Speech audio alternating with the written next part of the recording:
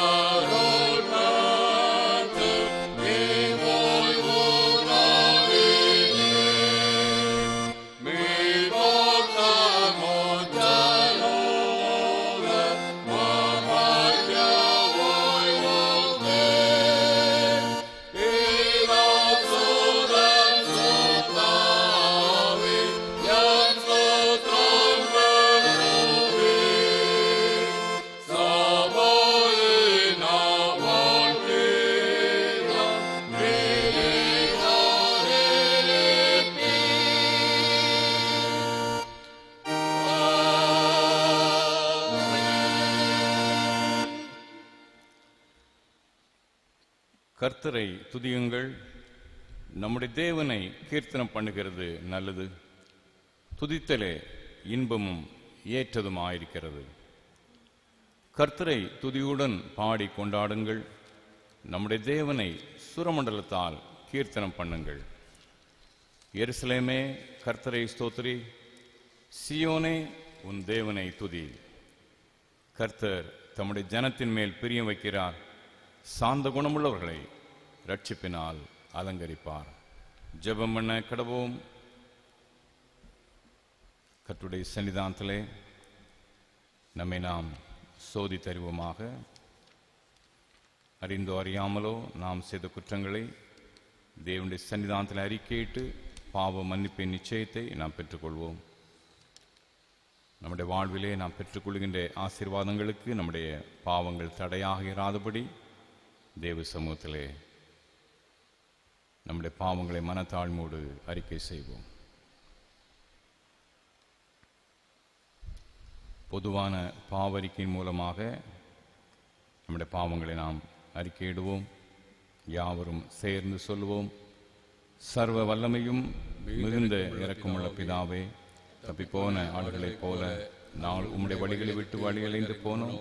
எங்கள் இருதயத்தின் யோசனைகளுக்கும் விருப்பங்களுக்கும் மிக இணங்கி நடந்தோம். பரிசுத்த கற்பின் விரோதமாய் குற்றம் செய்தோம். சேத்தைகளை செய்யாமல் சேத்தகாதவர்களை செய்து வந்தோம். எங்களுக்கு சுகமே இல்லை. ஆனால் ஆண்டவரே, எங்கள் கர்த்தராகிய இயேசு கிறிஸ்து மூலமாய் மனிதனுக்கு அருளிச் செய்த வாக்குத்தத்தத்தின்படியே வாக்கியமுள்ள குற்றவாளிகள் எங்களுக்கு இறங்கும். தப்பிதங்களை அறிக்கை மேல் பொறுமையாயிரும். பாவத்தை நிமித்தம் துக்கப்படுகளை சீர்படுத்தும். மிகவும் இரக்கமுள்ள பிதாவே, உங்களுடைய பரிசுத்த நாமத்து மகிமை உண்டாகும்படி நான் தேவபக்தியும் நீதியும் தெளிந்த புத்திரனாய் நடந்து வர இயேசு கிறிஸ்து நிமித்தம் எங்கள் கிருபை செய்திருந்தோம். ஆமென். நம்முடைய கர்த்தராகிய இயேசு கிறிஸ்துவின் பிதாவாயிருக்கிற சர்வமுள்ள கடவுள் பாவியின் மரணத்தை விரும்பாமல் அவன் தன் பாவத்தை விட்டு திரும்பி பிழைப்பதை விரும்பி பாவத்தை நிமித்தம் துக்கப்படுகின்ற தம்முடைய ஜனத்திற்கு பாவ விமோசனத்தையும் மன்னிப்பையும் கூறி அறிவிக்க தம்முடைய பணிவிடைக்காரர்களுக்கு அதிகாரத்தையும் கட்டளை மருளி செய்திருக்கிறார். மெய்யாய் மனம் திரும்பி தம்முடைய பரிசுத்த சுவிசேஷத்தை உண்மையாய் விசுவாசிக்கிற யாவருக்கும் அவர் பாவங்களை மன்னித்து விமோசனம் செய்கிறார். ஆகையால் கடைசியிலே அவருடைய நித்திய ஆனந்தத்தில் சேரத்தக்கதாய் இத்தருணத்தில் நாம் செய்கிறது அவருக்கு பிரியமாயிருக்கவும் இனி உயிரோட்டிருக்கும் நாளெல்லாம் மாசில்லாமல் பரிசுத்தம் உள்ளவராய் நடக்கவும் அவர் நமக்கு மெய்யான மனம் திரும்புதலையும் தம்முடைய பரிசுத்தாவியையும் அருளி செய்வாராக.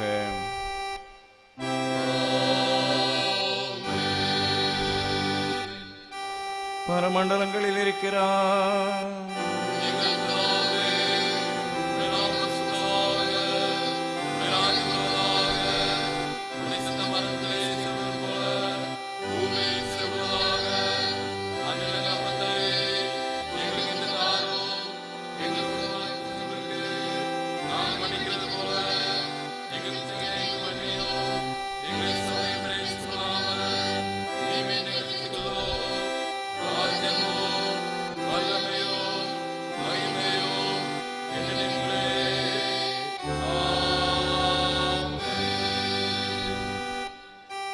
ஆண்டவரே, எங்கள் உதடுகளை திறந்தருளோ.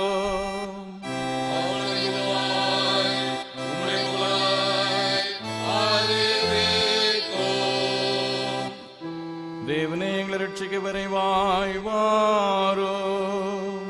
ஆண்டவரே,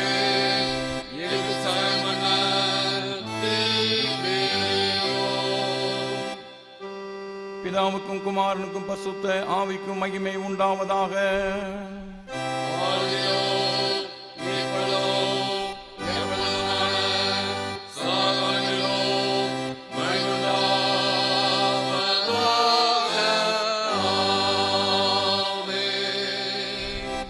கர்த்தரை துதியோங்கள்.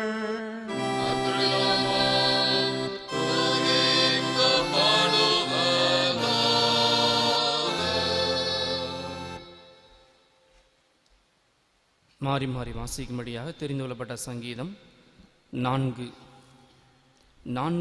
சங்கீதம். என் நீதியின் தேவனே, நான் கூப்பிடுகையில் எனக்கு செவிகொடும். நெருக்கத்தில் இருந்த எனக்கு விசாலம் உண்டாக்கினீர்.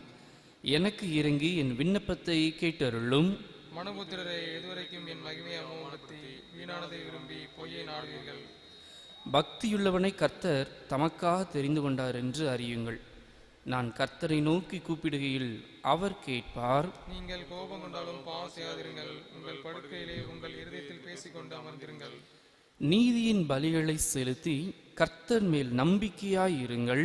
எங்களுக்கு நன்மை காண்பிப்பவன் யார் என்று சொல்லுகிறவர்கள் அநேகர். கர்த்தாவே, உம்முடைய முகத்தின் ஒளியை எங்கள் மேல் பிரகாசிக்க பண்ணும். அவர்களுக்கு தானியமும் திராட்சரசமும் பெருகியிருக்கிற காலத்தின் சந்தோஷத்தை பார்க்கிலும் அதிக சந்தோஷத்தை என் இருதயத்தில் தந்தீர். சமாதானத்தோடு படுத்துக்கொண்டு நித்திரை செய்வேன். கர்த்தாவே, நீர் ஒருவரே என்னை சுகமாய் தங்க பண்ணுகிறீர்.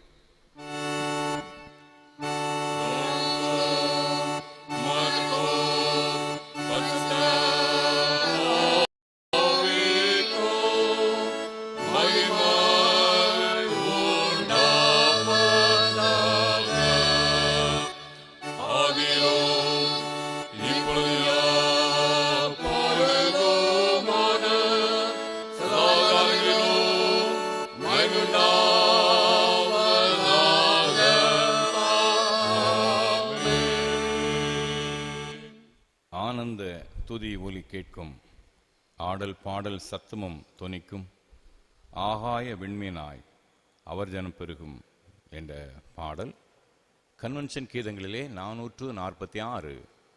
கன்வென்ஷன் கீதங்களிலே 446வது ஒரு பாடல். நல்ல கருத்தான சிறப்பான ஒரு பாடல். அதில் சரணம் இவ்வாறு வருகிறது: நிர்மூலம் செய்திடவும் மாட்டார், நீதியை கைவிடவும் மாட்டார், மட்டான சிட்சைகளை காண்போம், மாறாத தேவன் வாக்கிதுவே, திருத்திக் கொள்வோமே திருந்திடுவோமே, அடங்கியே அவர் கரம் அமைவோம் என்ற அருமையான கருத்துள்ள ஒரு பாடல். இந்த கால சூழ்நிலைக்கு ஏற்ற ஒரு பாடல். உற்சாகத்தோடு பாடலாம். கன்வென்ஷன் கீதங்களிலே 446.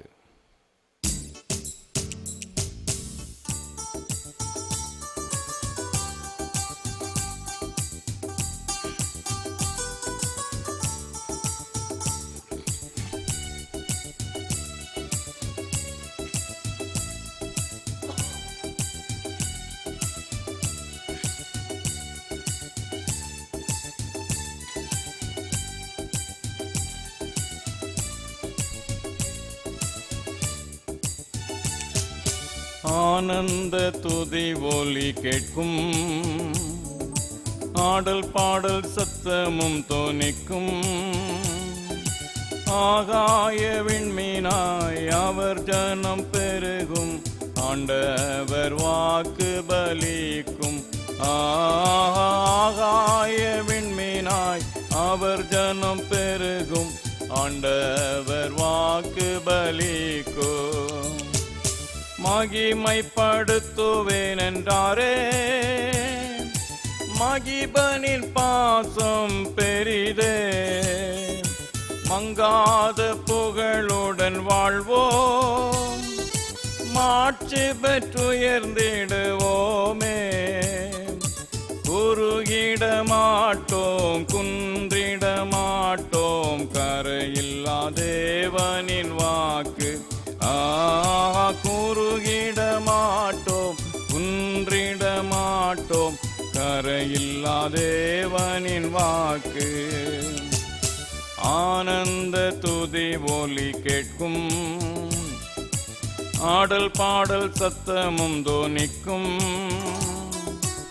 ஆகாய விண்மீனாய் அவர் ஜனம் பெருகும், ஆண்டவர் வாக்கு பலிக்கும். ஆகாய விண்மீனாய் அவர் ஜனம் பெருகும், ஆண்டவர் வாக்கு பலிக்கும். ஆதி நிலை எகுவோமே, ஆசீர் திரும்ப பெறுவோமே, பாழான மண்மேடுகள் யாவும் பாராளும் வேந்தன் மனையாகும். சிறை வாழ்வு மறையும், சீர்வாழ்வு மலரும், சியோனின் மகிமை திரும்பும். சிறை வாழ்வு மறையும், சீர்வாழ்வு மலரும், சியோனின் மகிமை திரும்பும். ஆனந்த துதி ஒலி கேட்கும், ஆடல் பாடல் சத்தமும் தொனிக்கும், ஆகாய விண்மீனாய் அவர் ஜனம் பெருகும், ஆண்டவர் வாக்கு பலிக்கும். ஆகாய விண்மீனாய் அவர் ஜனம் பெருகும், ஆண்டவர் வாக்கு பலிக்கும். நிர்மூலம் செய்திடவும் மாட்டார், நீதியை கைவிடவும் மாட்டார். மட்டான சிட்சைகளை காண்போம், மாறாத தேவன் வாக்கிதோவே. திருத்திக் கொள்வோமே, திருந்திடுவோமே, அடங்கியே அவர் கரம் அமைவோம். திருத்திக் கொள்வோமே, திருந்திடுவோமே, அடங்கியே அவர் கரம் அமைவோம். ஆனந்த துதி ஒலி கேட்கும், ஆடல் பாடல் சத்தமும் தோனிக்கும். ஆகாய விண்மீனாய் அவர் ஜனம் பெருகும், ஆண்டவர் வாக்கு பலிக்கும். ஆகாய விண்மீனாய் அவர் ஜனம் பெருகும், ஆண்டவர் வாக்கு பலிக்கும். யாக்கோபு நடுங்கிடுவானோ, யாக்கோபின் தேவன் நம் துணையே. அமெரிக்கை வாழ்வை அழைப்போம், ஆண்டவர் மார்பில் சுகிப்போம். பதறாத வாழ்வும் சிதறாத மனமும் பரிசாக தேவன் தந்தருள்வார். பதறாத வாழ்வும் சிதறாத மனமும் பரிசாக தேவன் தந்தருள்வார். ஆனந்த துதி ஒலி கேட்கும், ஆடல் பாடல் சத்தமும் தோனிக்கும். ஆகாய விண்மீனாய் அவர் ஜனம் பெருகும், ஆண்டவர் வாக்கு பலிக்கும். ஆகாய விண்மீனாய் அவர் ஜனம் பெருகும், ஆண்டவர் வாக்கு பலிக்கும். தொடர்ந்து திருமறை பகுதி வாசிக்க கேட்போம்.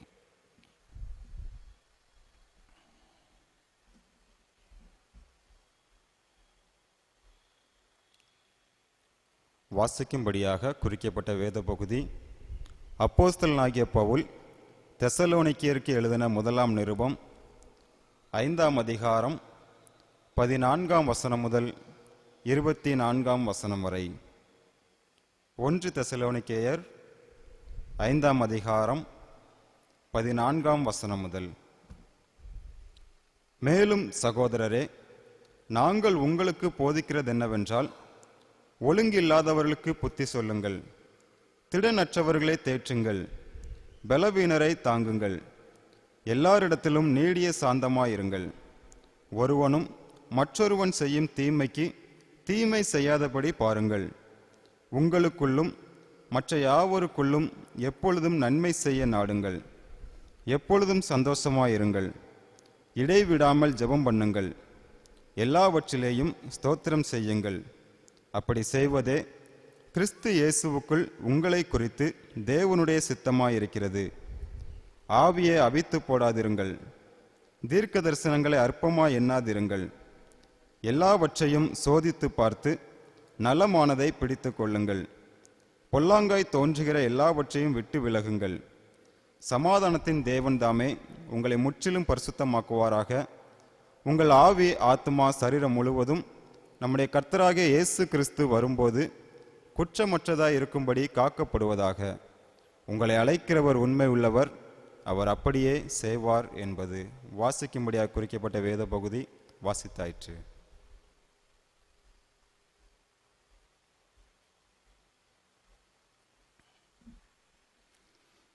தொடர்ந்து மற்றொரு பாடல் உற்சாகத்தோடு பாடுவோம்.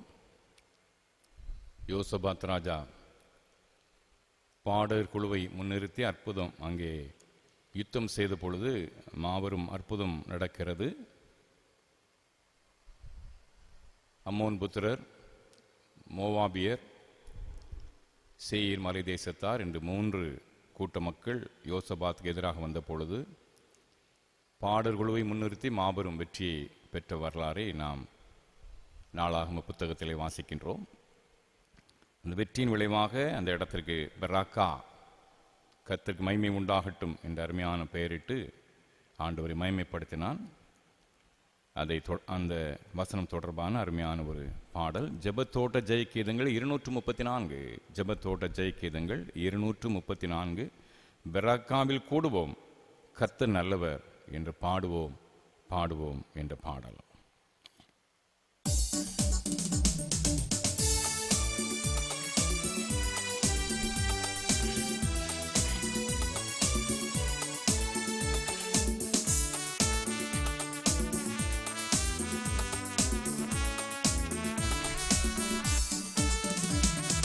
பெராக்காவில் கூடுவோம், கர்த்தர் நல்லவர் என்று பாடுவோம் பாடுவோம்.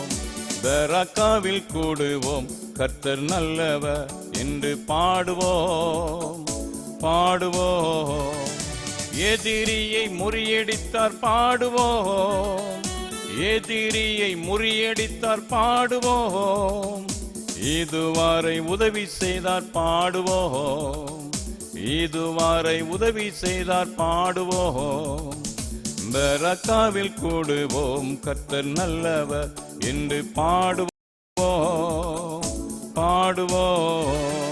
பெராக்காவில் கூடுவோம், கர்த்தர் நல்லவர் என்று பாடுவோம் பாடுவோம். நமக்காய் யுத்தம் செய்தார் பாடுவோம், நமக்காய் யுத்தம் செய்தார் பாடுவோம். நாளெல்லாம் பாதுகாத்தார் பாடுவோம், நாளெல்லாம் பாதுகாத்தார் பாடுவோம். பெராக்காவில் கூடுவோம், கர்த்தர் நல்லவர் என்று பாடுவோம் பாடுவோம். பெராக்காவில் கூடுவோம், கர்த்தர் நல்லவர் என்று பாடுவோம் பாடுவோம். இளைப்பாறுதல் தந்தார் பாடுவோம், இளைப்பாறுதல் தந்தார் பாடுவோம். இதயம் மகிழ செய்தார் பாடுவோம், இதயம் மகிழ செய்தார் பாடுவோம். பெராக்காவில் கூடுவோம், கர்த்தர் நல்லவர் என்று பாடுவோம் பாடுவோம். பெராக்காவில் கூடுவோம், கர்த்தர் நல்லவர் என்று பாடுவோம் பாடுவோம். சமாதானம் தந்தாரே பாடுவோம், சமாதானம் தந்தாரே பாடுவோம்.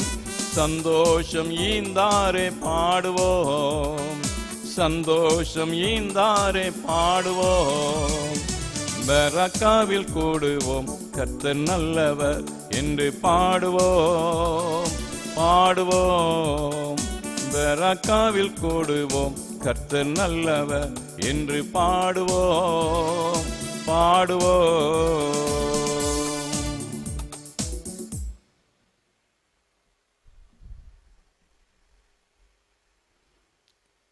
தொடர்ந்து நம்முடைய விசுவாசத்தை நாம் அறிக்கை செய்வோமாக. வானத்தையும் பூமியையும் படைத்தார்,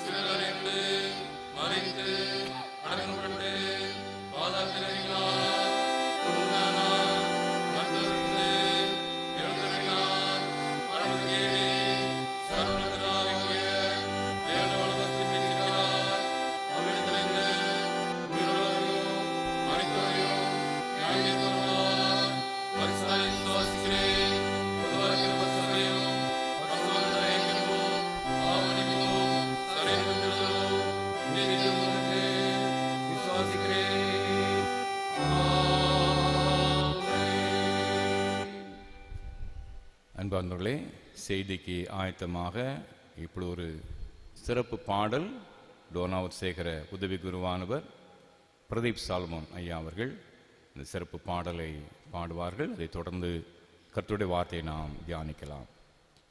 இதனுடைய நாம் மகிமைப்படட்டும். கன்வென்ஷன் கீதத்தில் 227வது பாடல், கர்த்தனை எம் துணையானீர் நித்தமும் எம் நிழலானீர் என்ற பாடல்.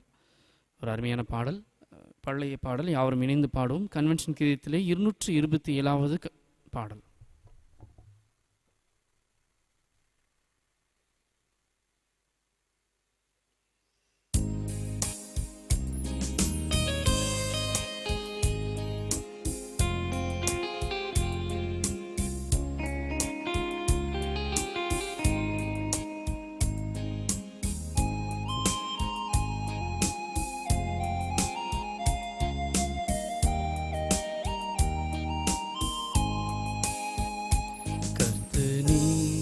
எம் துணையானி நித்தமும் எம் நிழலானி, கர்த்தனி எம் துணையானி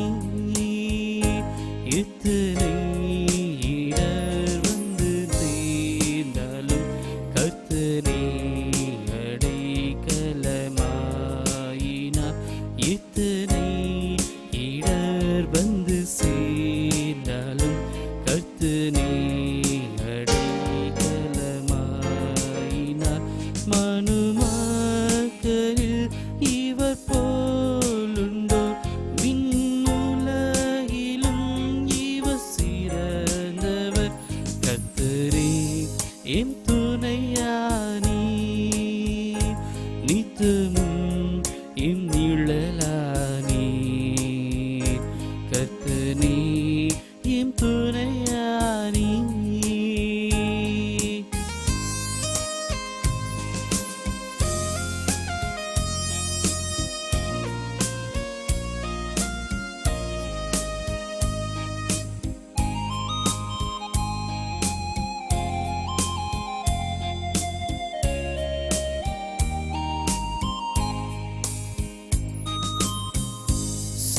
சுற்றத்தாரும் காலத்தில் குளிர்ந்திட்டார், நம்பினோரும் எதிராக வந்திட்டார். சுற்றத்தாரும் காலத்தில் குளிர்ந்திட்டார், நம்பினோரும் எதிராக வந்திட்டார்.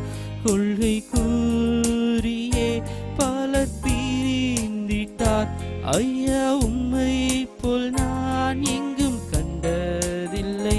கர்த்தனே எம் துணையானி நித்தமும் எம் நிழலானி, கர்த்தனே எம் துணையானி.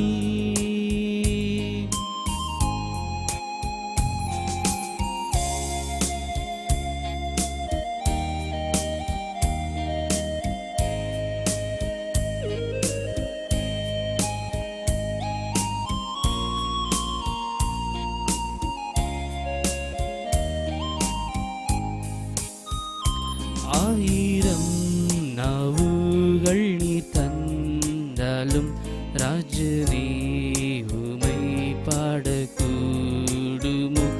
ஆயிரம் நாவுகள் நீர் தந்தாலும் ராஜனே உமை பாடக்கூடுமோ. ஜீவனை உமக்களிக்கின்றேனே, ஐயா உம்மை போல எங்கும் கண்டதில்லை. கர்த்தனே எம் துணையானி நித்தமும் எம் நிழலானி, கர்த்தனே எம் துணையானி. பிதா குமாரன் பரிசுத்த ஆவி நாமத்தினாலே ஆமென். ஆண்டவராகிய இயேசு கிறிஸ்துவின் இணையற்ற இன்ப நாமத்திலே உங்கள் அனைவருக்கும் அன்பின் நல் வாழ்த்துக்களை தெரிவித்துக் கொள்கிறேன். கர்த்தருடைய விசேஷித்த ஆசீர்வாதமும் அவருடைய பரிபூர்ணமான கிருபையும் உங்கள் அனைவரையும் தாங்கி வழிநடத்துவதாக. இந்த கொரோனா தொற்று நோய் நம்முடைய தேசத்தை ஆட்கொண்ட பொழுது மார்ச் மாதம் 25ஆம் தேதி முதலாவதாக ஊரடங்கு தேசம் முழுவதிலும் அறிவிக்கப்பட்டது. கிட்டத்தட்ட இன்று 80 நாட்கள் ஆகிறது. இப்பொழுது அந்த ஊரடங்கு லாக்டவுன் தளர்த்தப்பட்டு வருகிறது. பல மாநிலங்களிலே வழிபாட்டு ஸ்தலங்களும் திறந்துட்டாங்க. நம்முடைய தமிழ்நாட்டில் இன்னும் திறக்கப்படவில்லை. சீக்கிரமாக அரசாங்கம் வழிபாட்டு தலங்களையும் திறப்பார்கள் நம்புகிறோம். ஜெபித்துக்கொள்ள உங்களை அன்போடு கேட்டுக்கொள்கின்றேன். இந்த நெருக்கடியான இந்த காலகட்டத்திலிருந்து சில பாடங்களை நாம் கண்டிப்பாக கற்றுக்கணும். அதை நாம் வீணடித்து விடக்கூடாது. இந்த தொற்று நோய் ஏன் வந்தது? சமூக விஞ்ஞானிகள் சொல்வது காடுகளை அழித்தது தான் முக்கியமான காரணம் என்று சொல்கிறார்கள். ஒன்று. இன்னொன்று, அபூர்வமான காட்டு விலங்குகளையும் உணவுக்காக மனுஷன் கொண்டு வந்தது. அபூர்வமான வன விலங்குகளையும் சாப்பிடணுங்கிற ஆசை நிமித்தமாக அவைகளை கொண்டு வந்தது. இது ரெண்டு முக்கியமான காரணமாக சமூக விஞ்ஞானிகள் சொல்கிறாங்க. இது அரசாங்கம் செய்ய வேண்டிய பணிகள். இந்த பணி நாம் வாய்ப்புள்ள போதெல்லாம் அரசாங்கத்துக்கும் மக்களுக்கும் சொல்லி ஒரு விழிப்புணர்வை ஏற்படுத்த வேண்டியது நம்முடைய கடமை. நாம் செய்ய வேண்டியது முக்கியமாக இருக்குது. நாம் படிக்க வேண்டிய பாடம், இந்த நெருக்கடியான காலகட்டத்தில் நாம் படிக்க வேண்டிய முக்கியமான பாடம் சில இருக்குது. அது என்ன என்றால், நீங்கள் பத்திரிகைகளை வாசித்து பார்க்கின்ற பொழுது, நம்மை சுற்றி நடக்கின்ற காரியங்களை நாம் உற்று நோக்குகின்ற பொழுது, இந்த கொரோனா தொற்று நோயால் பிழைப்பது யார், இறப்பது யார்?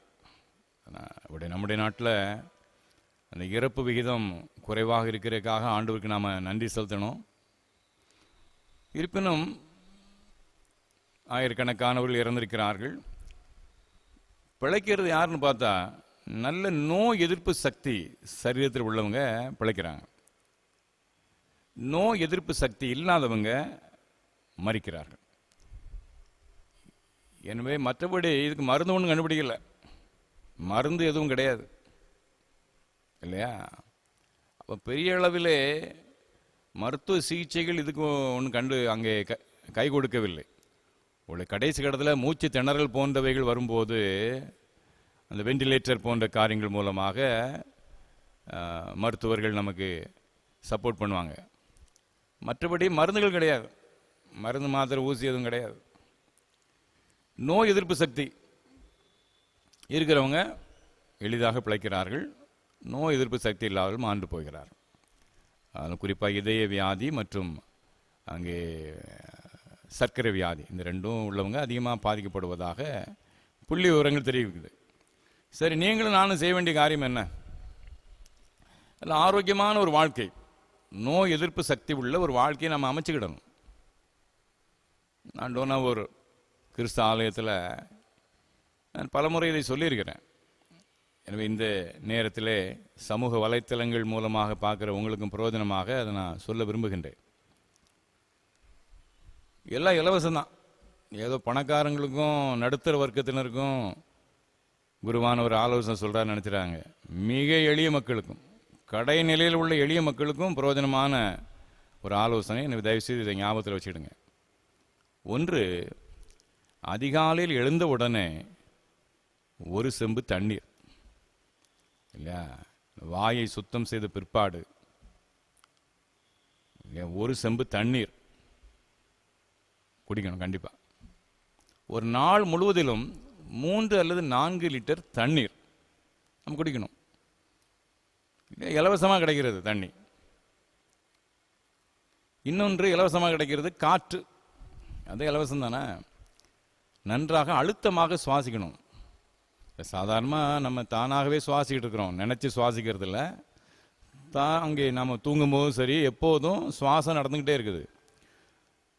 ஒரு அரை மணி நேரமாவது நாம நினைத்து அழுத்தமாக சுவாசிக்கணும். இந்த மூச்சு காற்றை உள்ளே இழுத்து நுரையீரலில் தக்க வைத்து அது கொஞ்சம் கொஞ்சமாக வெளியிட்டு அந்த ஒரு நாளில் ஒரு அரை மணி நேரம் அழுத்தமாக நாமே திட்டமிட்டு நுரையீரலை நிரப்பி பிறகு அதை நாம் கொஞ்சம் கொஞ்சமாக வெளியிட்டு இவ்வாறாக சுவாச பயிற்சி ரொம்ப முக்கியம்.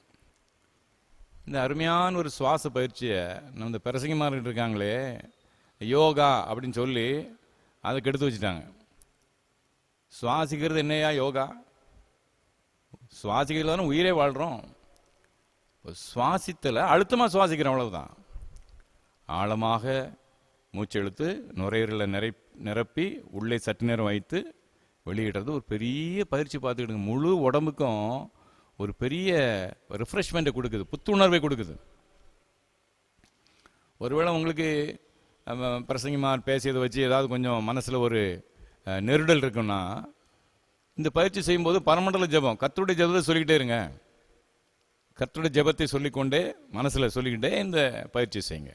இலவசமான தண்ணீர், இலவசமான காற்று. மூன்றாவது இலவசமான உடற்பயிற்சி. வேறு எங்கேயும் நீங்கள் ஜிம்முக்கும் போக வேண்டாம், எந்த உடற்பயிற்சி கூடத்துக்கும் போக வேண்டாம், வீட்டிலே பண்ணலாம் உடற்பயிற்சி. எத்தனையோ உடற்பயிற்சிகள் இருக்குது இல்லையா? கைகளை கால்களை அசைத்து செய்யணும் உடற்பயிற்சி. நடக்கிறது நன்றாக இல்லையா? வாய்ப்பு இருந்தால் ஓடுவது என்று உடற்பயிற்சி இலவசம் தானே, அதை செய்யலாம்.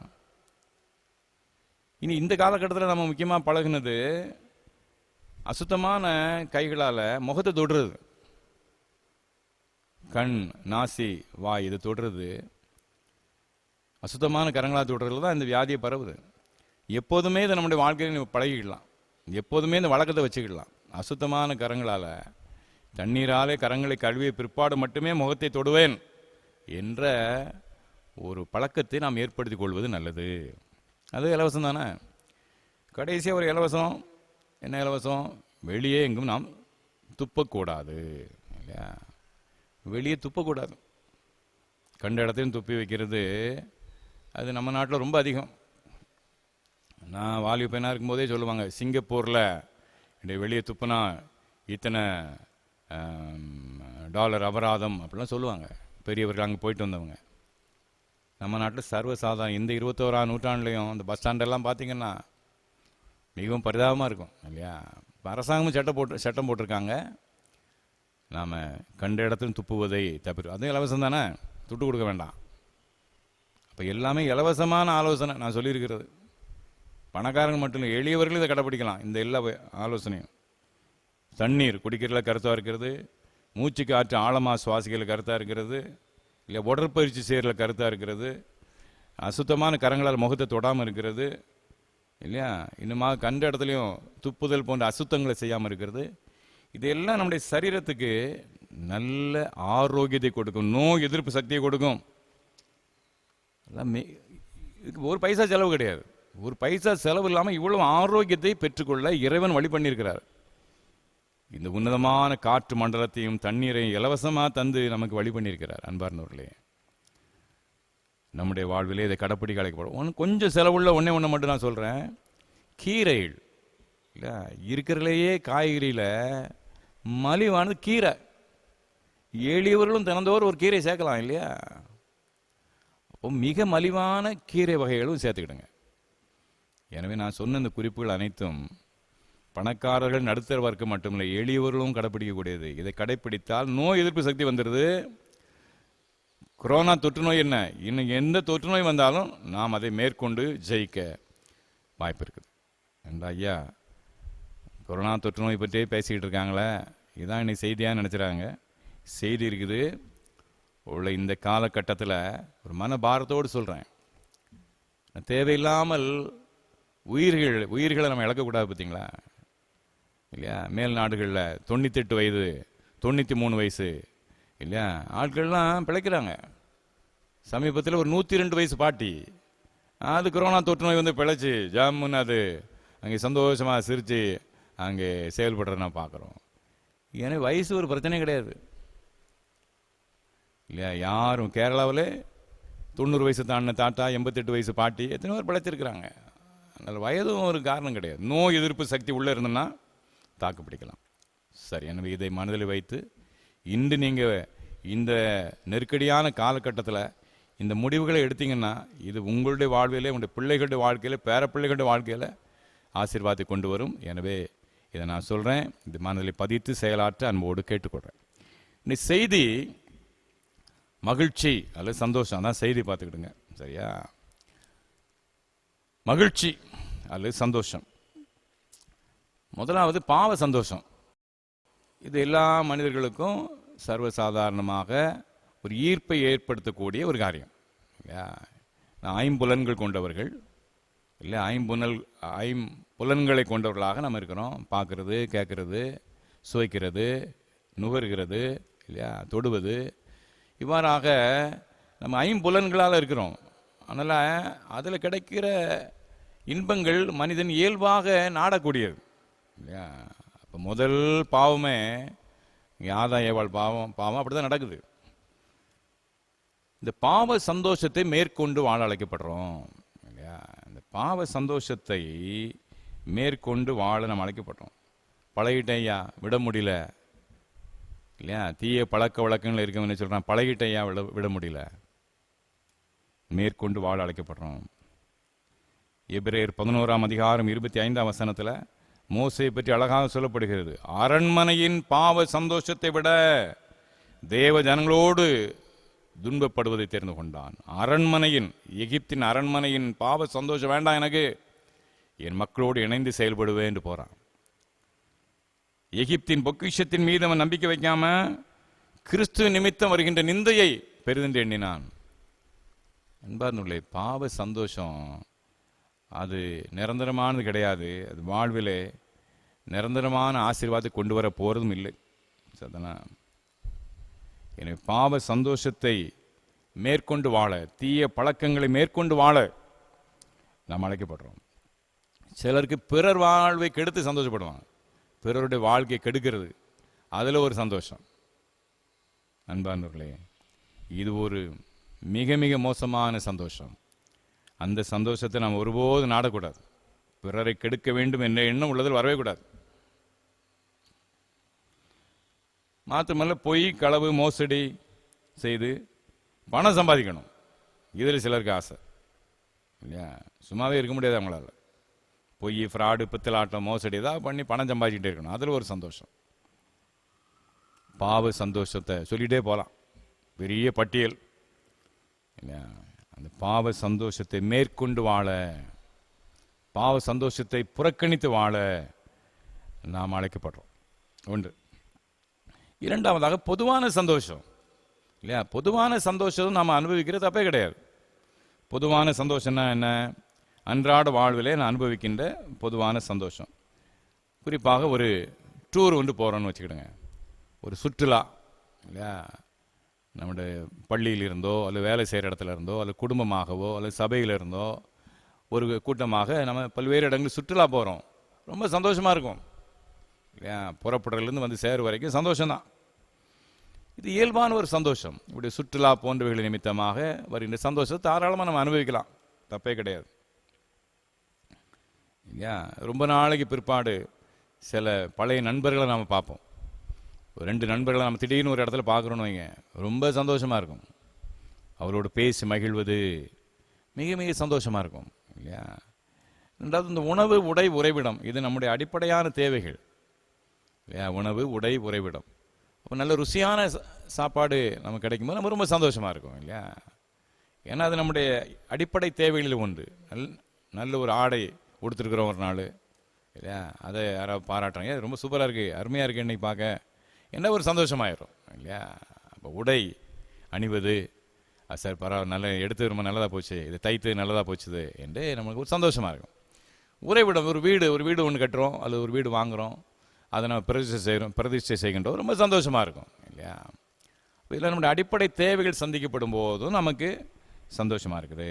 சிலருக்கு திருமண வாழ்வு ஒழுங்கு செய்யப்படுது வாலிப சகோதர சகோதரிகளுக்கு, அப்போ அவங்களுக்கு அது ஒரு சந்தோஷம் இல்லையா? பல நாட்டில் எதிர்பார்த்து காத்திருந்த திருமண வாழ்வு ஒழுங்கு செய்யப்படும் போது சந்தோஷம். சந்தோஷம் பல வகைப்பட்டது. இப்போ நேற்று நீ 10th ஸ்டாண்டர்டுக்கு எக்ஸாம் கிடையாது, ஆல் பாஸ் அப்படின்னு சொல்லியாச்சு. நம்முடைய பிள்ளைகளுக்கு ரொம்ப சந்தோஷம் இல்லையா? ரொம்ப உற்சாகமாக அங்குமே ஓடி தெரிஞ்சாங்க. 10வது பரீட்சையாக காத்திருந்த நம்முடைய பிள்ளைகள். அந்த சந்தோஷத்துக்கு அளவே கிடையாது இல்லையா? அப்போ இப்படி பல பொதுவான சந்தோஷங்கள் நிறைய வருது. அதை நாம் அனுபவிக்கிறது தப்பே கிடையாது. ஆனால் அதில் ஒரு லிமிட்டேஷன் இருக்கணும், ஒரு அளவு இருக்கணும். தீமோத்தேயுக்கு பவுல் எழுதுவார் 6ஆம் வசனம், போதும் என்கின்ற மனதோடு கூடிய தேவ பக்தியை மிகுந்த ஆதாயம். போதும்ங்கிற ஒரு எண்ணம் இருக்கணும் இல்லையா? போதும் என்கின்ற ஒரு எண்ணம் அது மிக மிக மிக அவசியமானது. 8ஆம் வசனம் சொல்வார், உண்ணவும் உடுக்கவும் நமக்கு உண்டாயிருந்தால் அது போதுமென்று இருக்க கடவும்.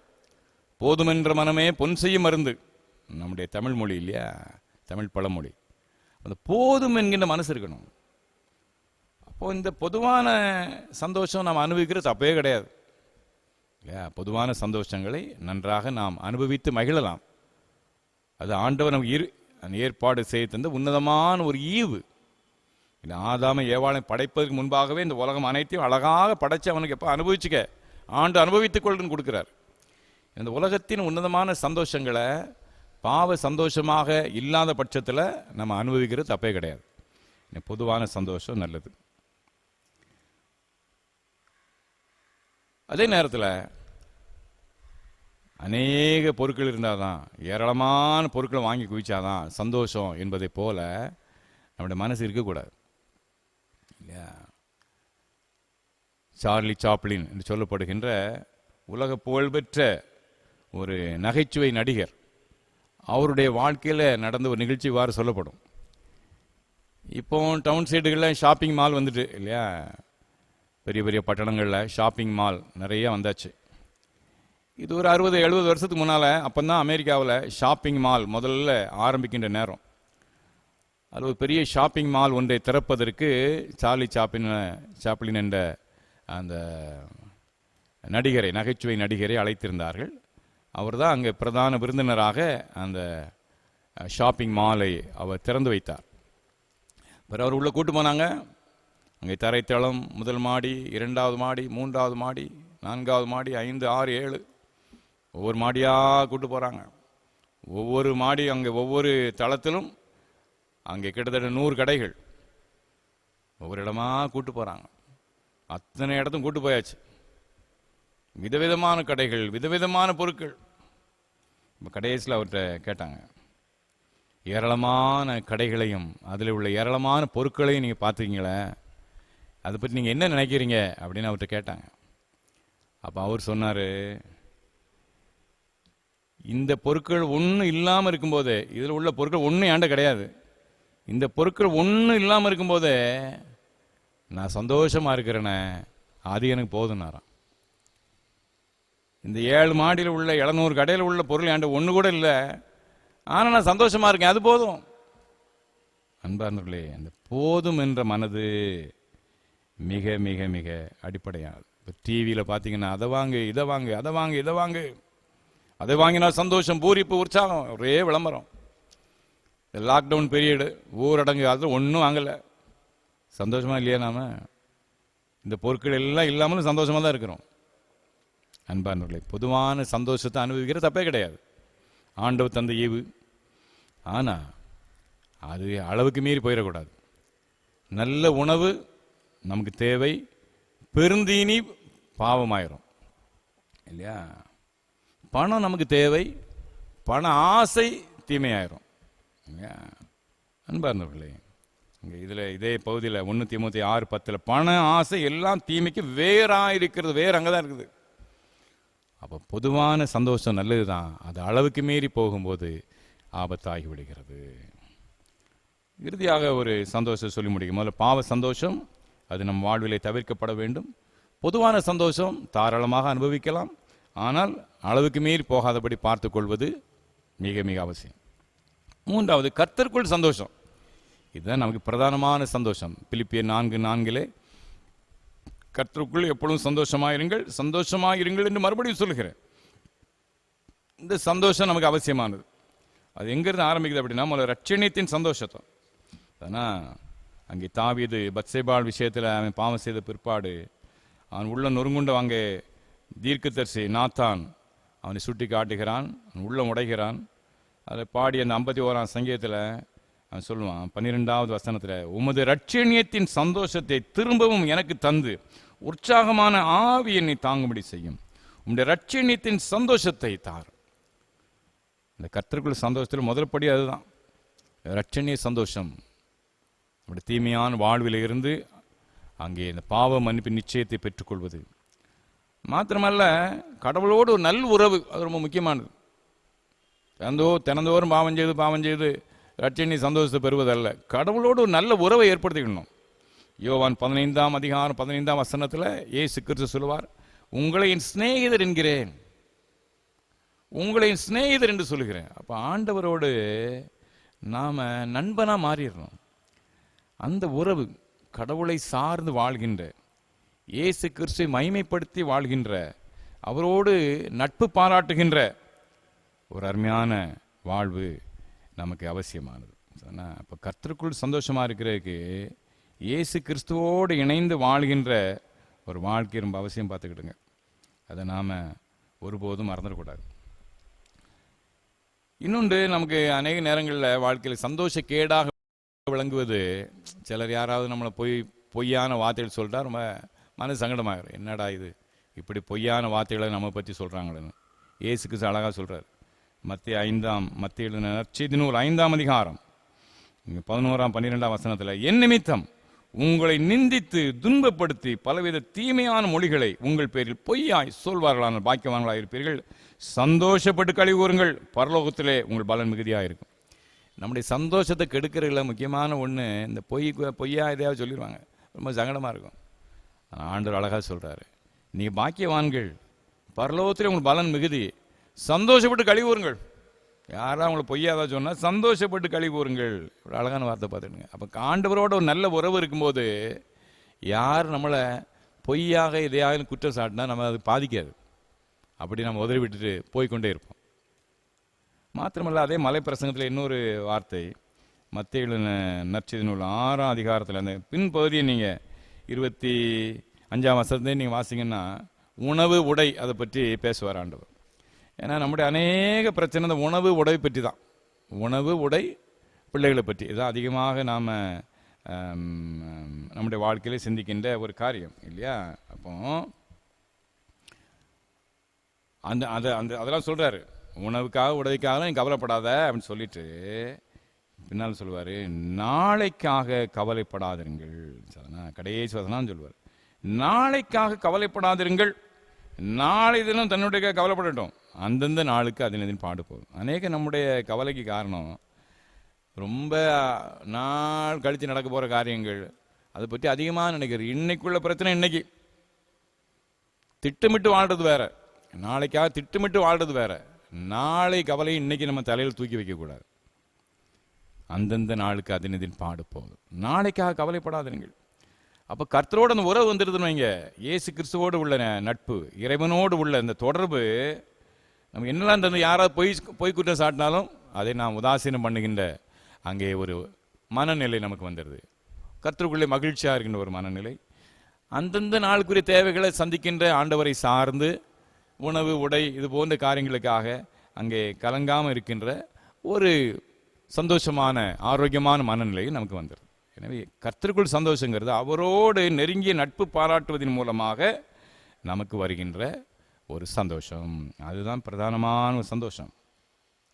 எல்விஸ் பிரெஸ்லின்னு சொல்லப்படுகின்ற அமெரிக்க பாடகர், பிரபலமான பாடகன், அவன் அந்த பிரபலமான பாடகன் தன்னுடைய ஆரம்ப காலத்தில் இருந்த பொழுது அவரிடம் பத்திரிகையாளர் கேள்வி கேட்டாங்க, உங்களுடைய வாழ்வின் பிரதானமான நோக்கம் என்ன, உங்கள் வாழ்வில் பிரதானமான நோக்கம் என்ன?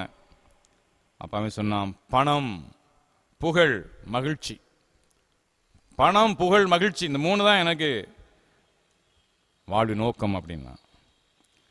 அவன் சாகிறதுக்கு ஒரு 2 வாரத்துக்கு முன்னால் பத்திரிகையாளர் அவங்கள்ட்ட கேட்டாங்க, எங்கள் ஒரு காலத்தில் உங்களுக்கு உங்களுடைய இந்த இசை கச்சேரிகள் மற்றும் இசைத்தட்டுகள்லாம் நீங்கள் வெளியிட்டிருந்த அந்த ஆரம்ப கட்டத்தில் உங்களிடம் பத்திரிகையாளர் கேட்டாங்க, உங்களுடைய நோக்கம் என்ன என்று.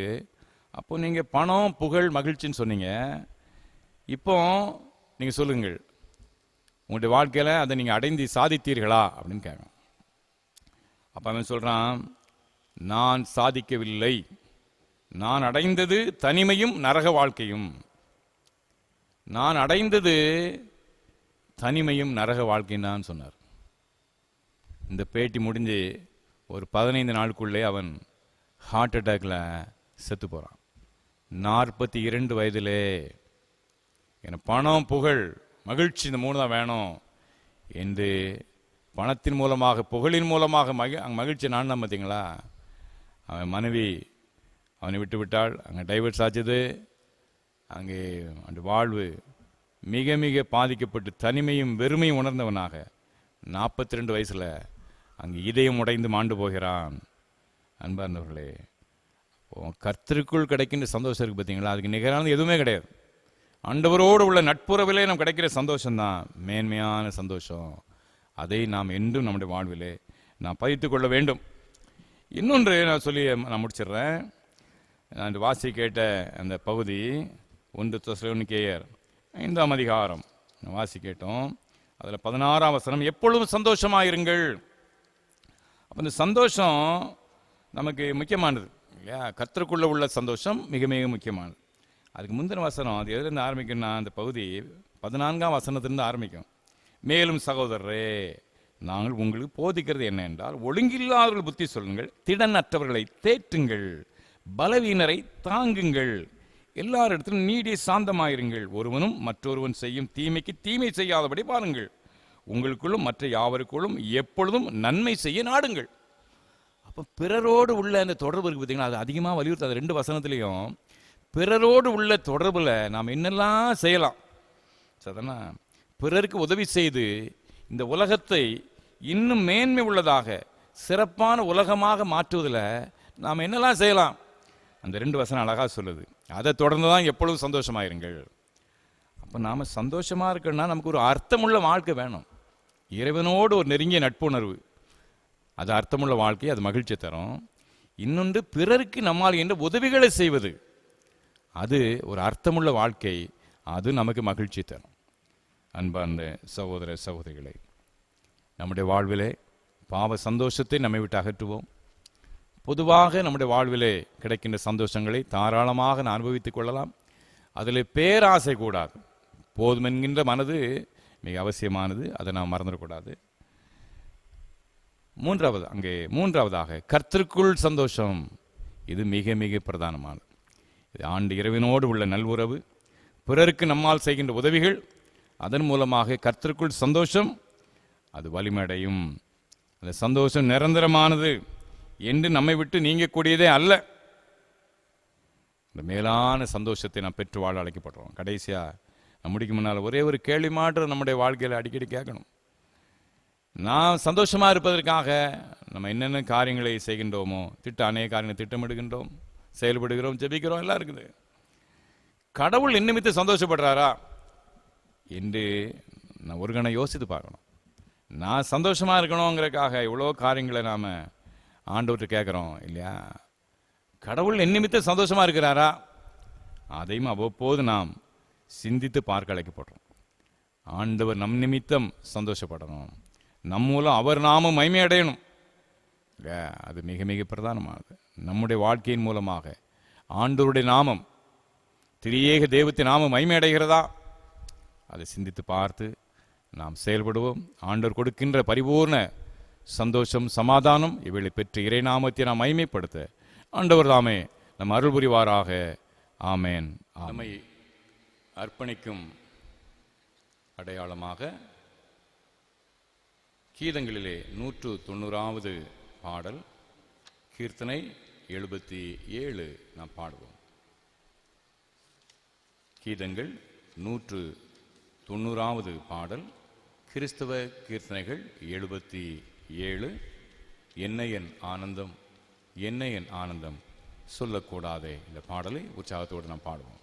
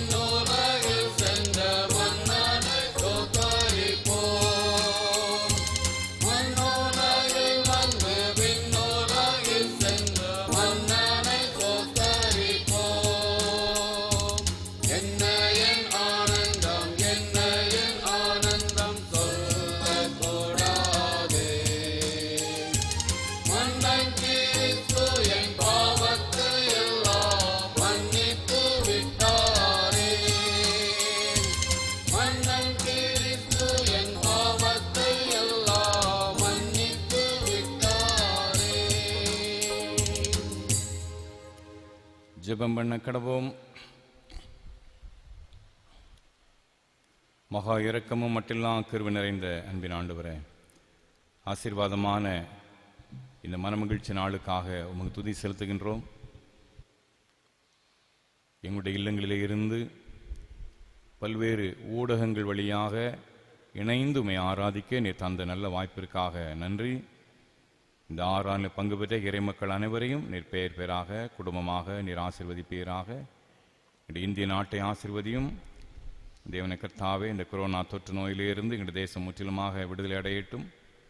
குறிப்பாக பொருளாதார நெருக்கடிகளை யாவும் மாறி போகட்டும். கர்த்தர் பெரிய காரியங்களை செய்து நிறைவேற்றுவீராக. சகல துறைகளிலும் என்னுடைய தேசம் நல்ல வளர்ச்சியை பெற்றுக்கொள்ள துணை செய்யும். குறிப்பாக ஆண்டவரே, ஏழை எளிய மக்கள், புலம்பெயர்ந்த தொழிலாளர்கள் என்று பல்வேறு விதத்திலே அதிகமாக பாதிக்கப்பட்ட மக்களுக்காக நான் கருத்தோடு ஜெபிக்கின்றோம். தேவனை கர்த்தாவே, இந்த பொருளாதார பிரச்சனைகளில் இருந்து அந்த மக்கள் விடுதலை அடைய துணை செய்யும். குறிப்பாக இந்த தொற்று நோய் முற்றிலுமாக எங்கள் தேசத்தை விட்டு அகன்று போக ஆண்டவர் அனுகிரகம் செய்வீராக. இந்த முக்கியமான பிரச்சனைகளே முன்னின்று உழைக்கின்ற மருத்துவ துறையினருக்காக நான் கருத்தோடு ஜெபிக்கின்றோம். அவருடைய கடைநிலை ஊழியர்களுக்காகவும் மன்றாடுகின்றோம்.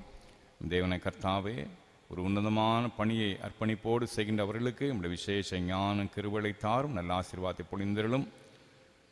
தேவனை கர்த்தாவே, குறிப்பாக இந்த ஆராதனையில் இணைந்து பங்கு பெறுகின்ற பிள்ளைகளுக்காக ஜெபிக்கிறேன். பெரியவர்கள், தாய்மார்கள், வாலிப தம்பி தங்கையர், சிறு பிள்ளைகள், வயது முதிர்ந்த மக்கள் ஒவ்வொருவரையும் நீர் கிருபையாய் கண்ணோக்கி பாரும். உன்னதத்தின் ஆசீர்வாதத்தை பிள்ளைகள் மீது நீ சம்பூர்ணமாய் பொழிந்தருள வேண்டும் நான் ஜெபிக்கின்றோம். தேவனாய் கர்த்தாவே, கர்த்தருக்குள்ளே மகிழ்ச்சியாக வாழ்கிற பாக்கியத்தை நீர் எங்களுக்கு தார்.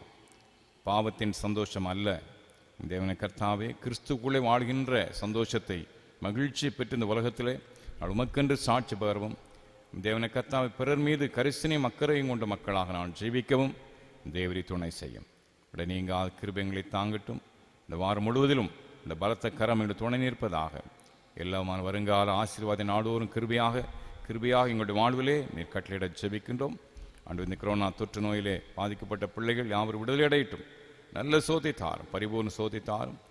தேவனை கர்த்தாவே, இந்த கிராமங்களிலே தொற்று பரவி விடாதபடி கர்த்த கிராமங்களை வேலையெடுத்து அதிகமாக பாதுகாத்து கொள்ளும். ஆண்டவரே, அதிக மக்கள் தொகை கொண்ட நகர்ப்புறங்கள் அதிகமாக பாதிக்கப்பட்டிருக்கிறது. அங்கும் சீக்கிரமாக அதில் விடுதலை கிடைக்க தேவரி துணை செய்யும். நீங்கள் கிருபைகளை தாங்கட்டும். எல்லா நன்மை நான் கிருபை நான் முடிசூட்டும். ஆண்டவர் மீட்பெருமாய் இயேசு கிறிஸ்து மூலம் மிகுந்த மனத்தாழ்மோடு வேண்டிக் கொள்கின்றோம் நல்ல பிதாவே.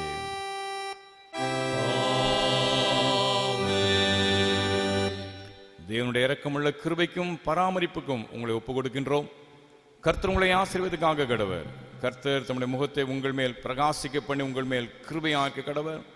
கர்த்தர் தம்முடைய முகத்தை உங்கள் மேல் பிரசன்னமாக்கி இப்பொழுதும் எப்பொழுதும் சமாதானம், சந்தோஷம், நீடிய சுக வாழ்வு கட்டளையிட கடவர்.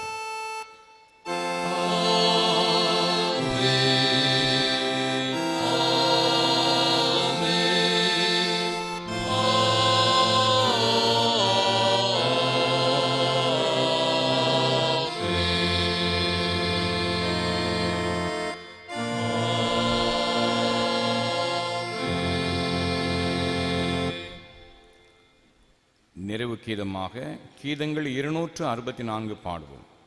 கீதங்கள் 264, பாமாலை 212வது பாடல். கிறிஸ்து சபை பாமாலை 212வது பாடல். பகலோன் கதிர் போலுமே இயேசுவின் ராஜரீகமே என்ற பாடல்.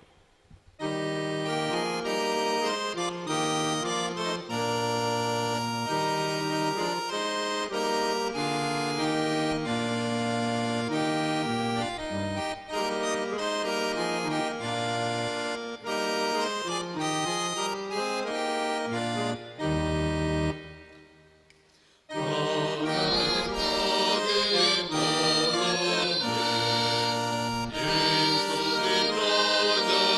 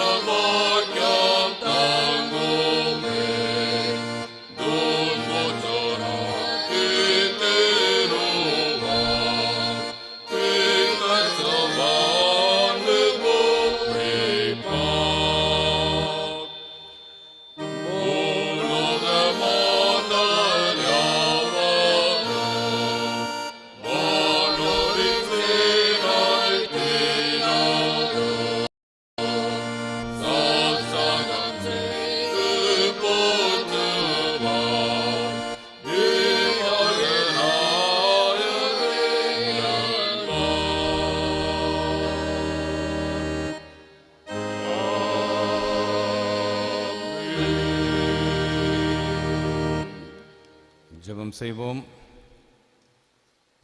எங்கள் கன்மலையும் எங்கள் மீட்பெருமாய கர்த்தாவே, எங்கள் வாயின் வார்த்தைகளும் எங்கள் இதயத்தின் தியானமும் எப்பொழுதும் உம்முடைய பரிசுத்த சன்னிதானத்திலே பிரீதியாயிருப்பதாக.